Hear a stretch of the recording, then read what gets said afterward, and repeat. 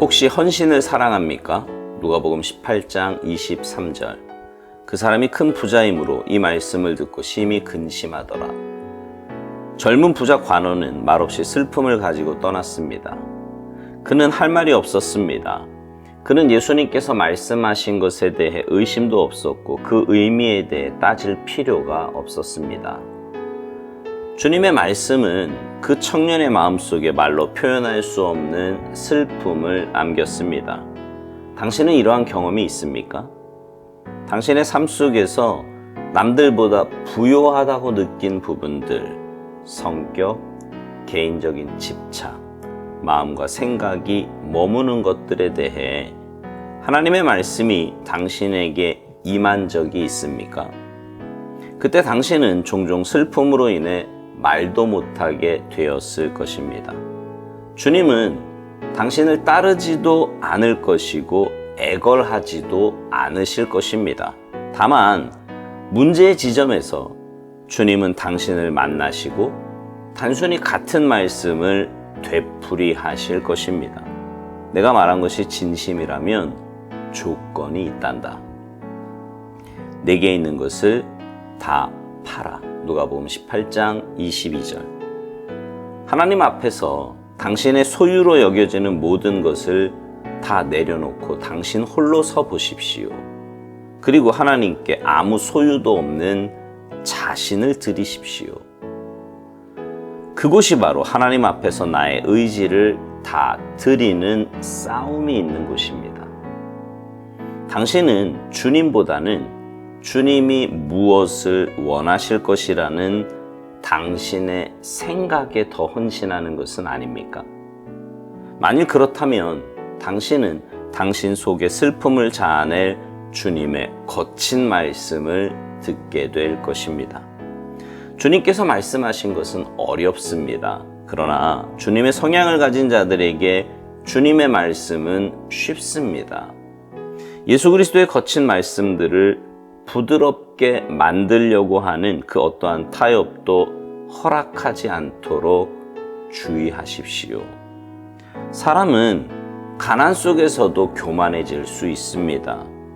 자신이 아무것도 아니라는 자아의식이 너무 커져서 결국 예수님의 부르심까지 거절할 정도가 되어 예수님의 제자가 되지 못하는 사람들도 있습니다.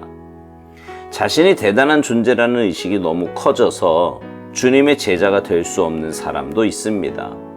내가 궁핍하다는 그 의식마저도 주님께 내려놓고 있습니까?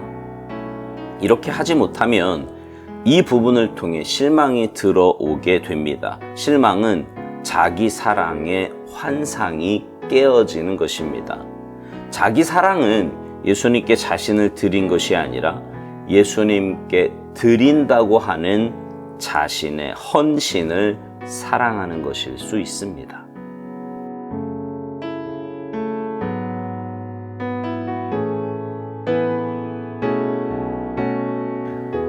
오늘 묵상 본문은요, 젊은 부자 관원의 이야기입니다. 오스왈드 목사님은 부자 관원의 상태에 대해 이렇게 말합니다. 그는 말없이 슬픔을 가지고 떠났다고요. 그는 할 말이 없었는데 예수님께서 말씀하신 것에 대해 의심도 없었고 그 의미에 대해 따질 필요가 없었다는 거예요.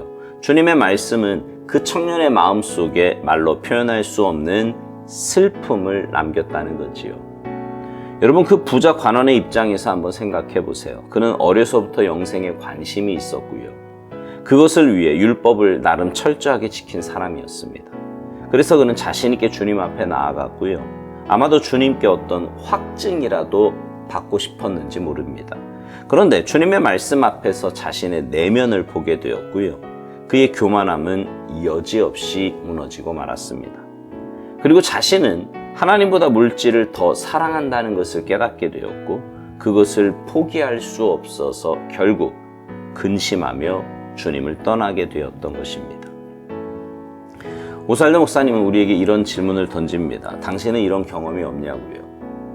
당신의 삶 속에서 남들보다 부요하다고 느끼는 것들, 성격, 개인적인 집착, 또 마음과 생각이 머무는 것들, 그것들에 대해서 하나님의 말씀이 당신에게 임한 적이 있느냐는 겁니다. 그러니까 쉽게 말하면 이런 거예요. 나는 분명히 하나님의 자녀고 천국 백성이라는 확신을 갖고 있어요. 나름 뭐 신앙생활 열심히 하고요.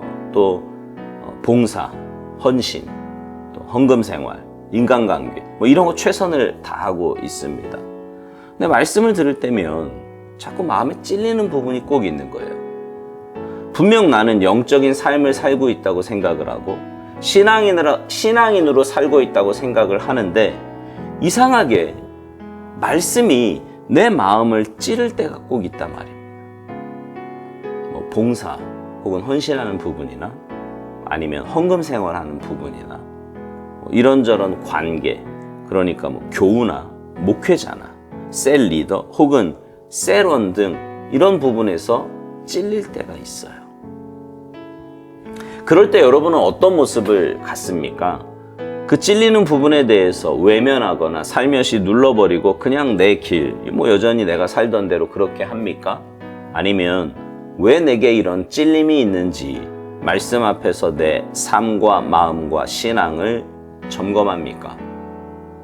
분명한 것은 늘 하나님의 말씀이 옳다는 것입니다. 내 경험도 생각도 고집도 감정도 모두 하나님의 말씀보다 우선해서는 안 되는 것들이에요. 그것조차 온전히 내려놓지 않으면 우리는 하나님이 원하시는 참된 그리스도인의 모습으로 살아가기가 굉장히 어렵습니다. 오스왈드 목사님이 우리에게 이런 권면을 하지요. 하나님 앞에서 내 소유로 여겨지는 모든 것을 다 내려놓고 나 홀로 서보라는 거예요.